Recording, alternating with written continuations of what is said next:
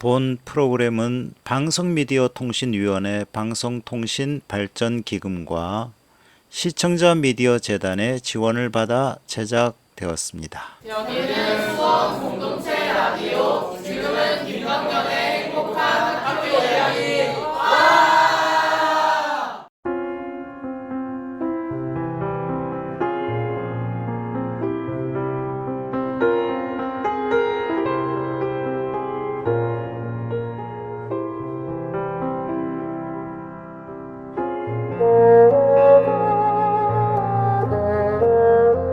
휴일 아침인데도 학교 앞은 분주합니다.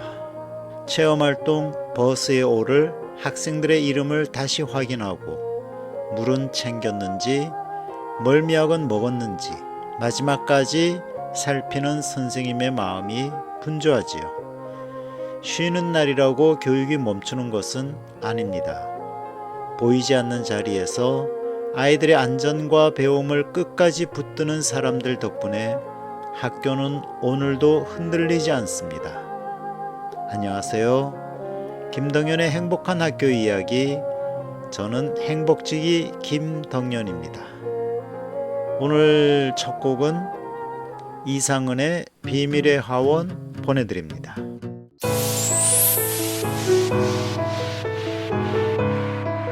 학교 이야기가 궁금하신가요? 김덕년의 행복한 학교 이야기.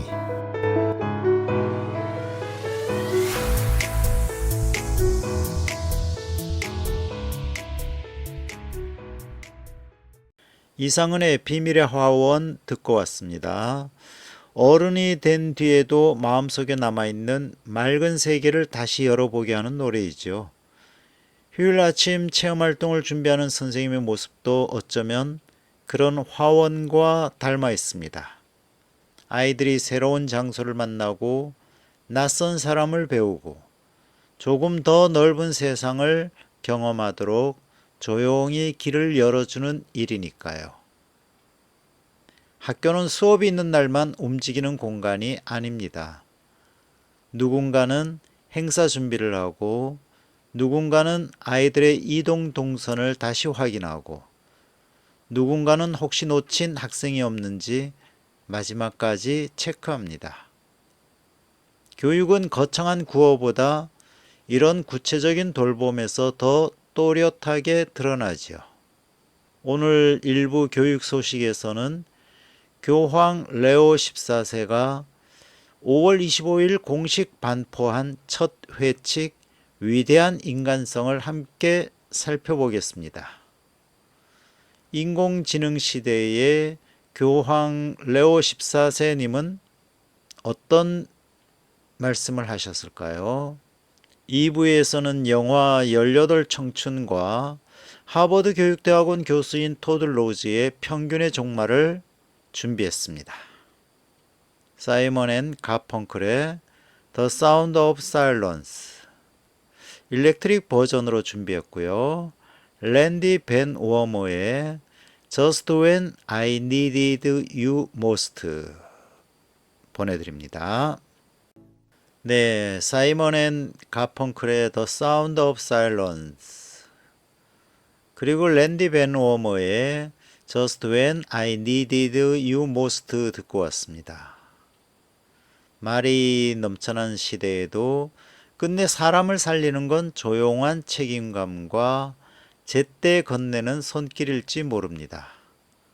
오늘 1부에서 나눌 교황님의 회칙 이야기도 결국 그 지점을 향하고 있습니다. 지금 여러분은 수원공동체 라디오 김덕년의 행복한 학교 이야기를 듣고 계십니다. 교황 레오 14세는 지난 5월 25일 자신의 첫 회칙 위대한 인간성을 공식 반포했습니다. 부제가 말해주듯 이 문서는 인공지능 시대의 인간이라는 존재를 어떻게 지킬 것인가를 정면으로 다루고 있습니다.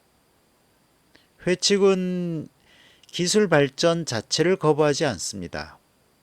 오히려 인공지능이 교육, 의료, 노동, 행정 등 여러 영역에서 유익하게 쓰일 수 있음을 인정하지요.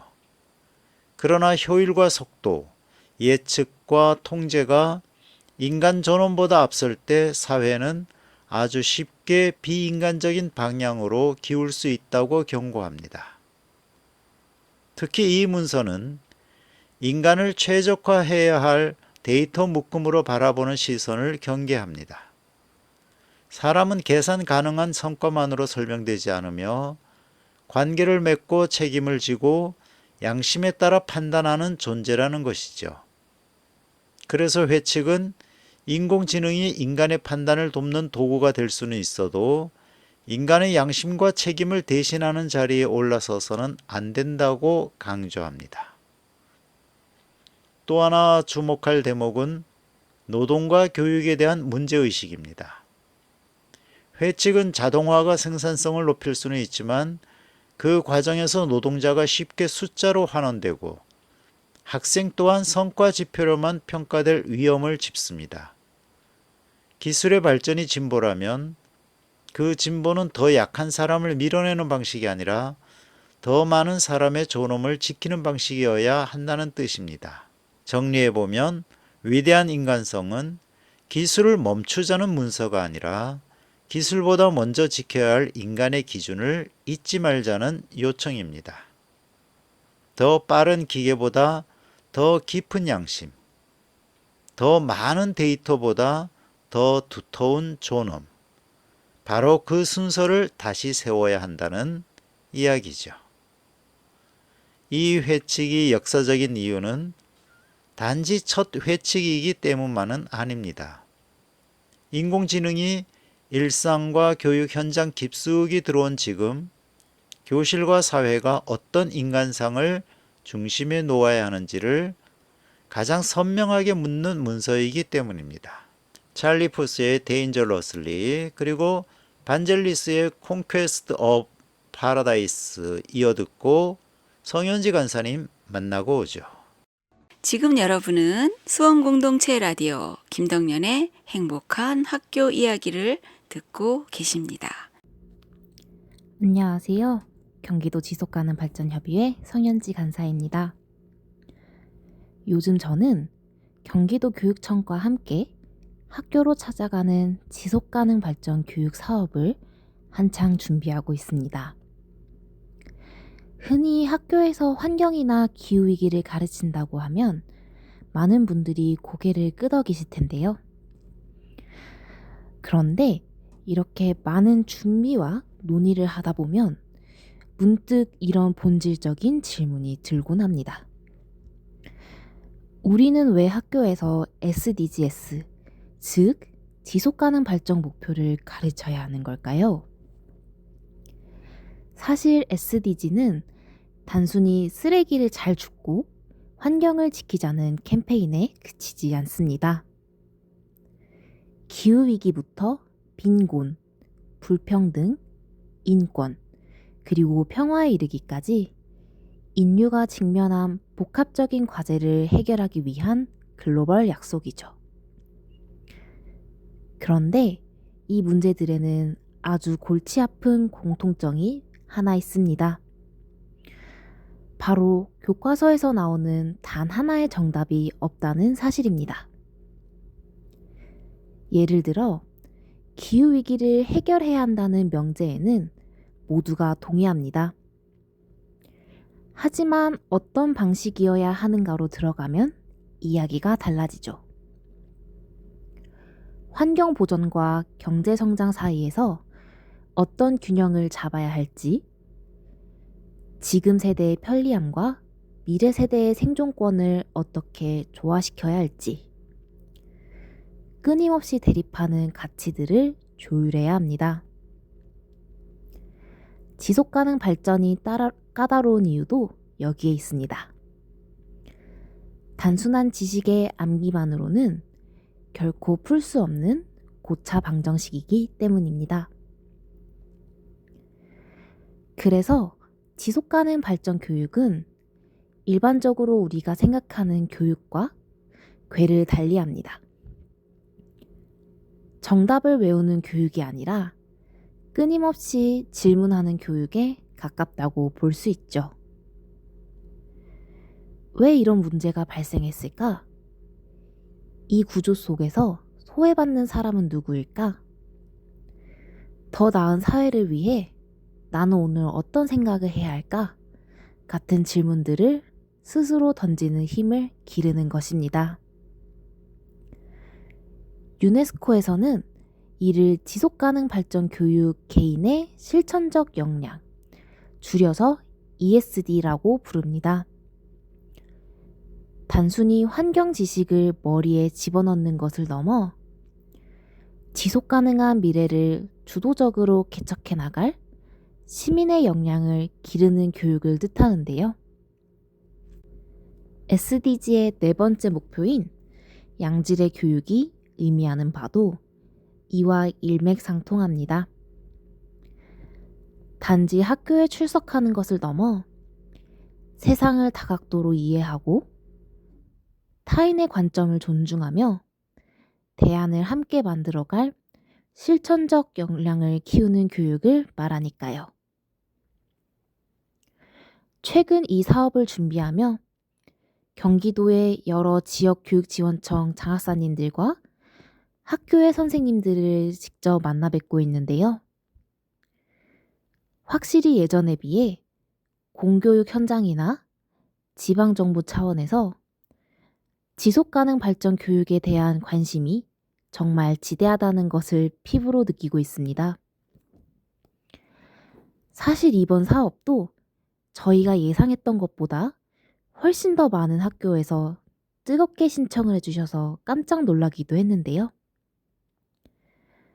선생님들의 이러한 열의를 보면서 지속 가능성이 이제는 선택이 아닌 우리 교육의 필수적인 지향점이 되었다는 확신을 갖게 되었습니다. 지속 가능한 사회는 어느 날 거창한 정책으로 갑자기 찾아오지 않습니다. 미래를 상상하고 치열하게 토론하며 실패하더라도 함께 해결책을 고민하는 교실 속 작은 경험들이 모여 조금씩 만들어지는 것이죠. 그런 의미에서 지속가능 발전 교육은 미래를 가르치는 교육이 아니라 미래를 미래 세대와 함께 만들어가는 교육인 셈입니다. 오늘 하루는 우리도 한 번쯤 깊이 생각해 보았으면 좋겠습니다. 우리는 지금 다음 세대에게 무엇을 유산으로 남겨주고 있는지, 그리고 지금의 교육은 우리가 진정으로 바라는 미래의 모습과 연결되어 있는지 말이죠. 오늘도 함께 해주셔서 감사드립니다. 경기지속협의 성현지 간사였습니다. 애덤 리바인의 Lost Stars, 그리고 더 라이온 킹에서 나왔던 곡인데요. This Land Circle of Life, 에리 쿤젤 앤드 신시내티 팝스 오케스트라 연주로 듣고 왔습니다.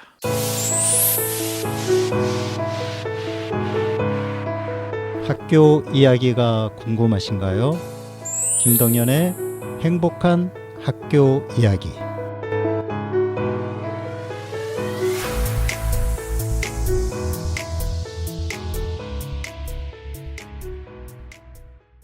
열여덟 청춘은 처음부터 거창한 사건으로 몰아붙이지 않습니다. 대신 한 교실 안에 있는 서로 다른 속도와 결핍을 천천히 보여줍니다. 희주는 통제보다 신뢰를, 회길보다 자유를 믿는 교사입니다. 반장도 돌아가며 맡고 휴대전화 사용도 무조건 금지하기보다 스스로 책임지게 해보자고 제안하지요. 그 변화 앞에서 학생들은 각자의 방식으로 흔들립니다. 순정은 여전히 어디론가 떠나고 싶고 경희는 익숙한 질서가 무너지는 것이 불안합니다. 하지만 영화는 누가 맞고 누가 틀린지를 빠르게 판정하지 않습니다. 오히려 다르게 반응하는 아이들을 같은 교실 안에서 끝까지 지켜보게 하죠. 영화를 보고 나면 결국 이런 생각이 남습니다. 교육은 정답을 빨리 알려주는 일이 아니라 아직 자기 문장을 찾지 못한 아이 곁에서 조금 더 기다려주는 일 아닐까 하는 것이죠. 그 점에서 18 청춘은 성적이나 교율보다 먼저 이 아이는 어떤 사람인가를 묻는 영화입니다. 그리고 바로 그 질문이 이어서 만날 책 평균의 종말이 우리에게 던지는 문제의식과도 자연스럽게 맞닿아 있습니다. 18 청춘에 나오는 OST 체인의 데이 바이 데이 그리고 베이비 블루의 그댄 그리운 사람 보내드립니다. 지금 여러분은 수원공동체 라디오 김덕년의 행복한 학교 이야기를 듣고 계십니다. 토드 로즈의 평균의 종말은 교사들에게도 아주 중요한 질문을 합니다. 우리가 교실에서 무심코 말하는 평균적인 학생이라는 표현이 과연 지금 내 앞에 앉아있는 한 아이를 제대로 설명해 주는 말이냐는 것이죠. 평균은 여러 아이들의 모습을 모아 계산한 숫자일 뿐 한 아이의 가능성과 배움의 속도를 그대로 보여주지는 못합니다. 아이가 평균에 맞지 않는다고 해서 부족한 것이 아니라 때로는 교실의 질문과 방식이 그 아이에게 맞지 않을 수 있다는 뜻입니다. 이 책은 그 관점을 교육으로 가져옵니다. 아이들은 과목마다, 관계마다, 표현 방식마다 각기 다른 강점과 약점을 지닌 들쭉날쭉한 존재이고 같은 아이도 어떤 교실에서는 작아지다가 어떤 맥락에서는 놀랄 만큼 또렷해집니다. 그러니 한 장의 성적표나 하나의 평균값만으로 한 아이 전체를 판단하는 일은 처음부터 무리라는 것이죠. 결국 토드 로즈가 말하는 평균의 종말은 평균을 버리자는 말이 아니라 평균을 개인의 운명처럼 들이대지 말자는 요청입니다. 사람을 먼저 보고 그 사람에게 맞게 환경과 교육을 다시 설계하자는 제안이죠.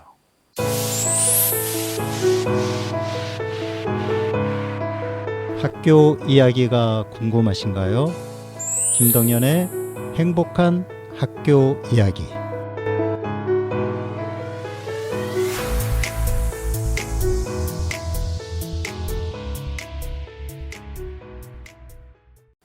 오늘 우리는 휴일 아침 체험활동을 준비하는 선생님의 눈빛에서 시작해 인공지능 시대에도 인간 존엄을 놓치지 말아야 한다는 교황의 메시지, 그리고 평균이라는 잣대로는 결코 설명할 수 없는 청춘의 얼굴들을 차례로 만나보았습니다.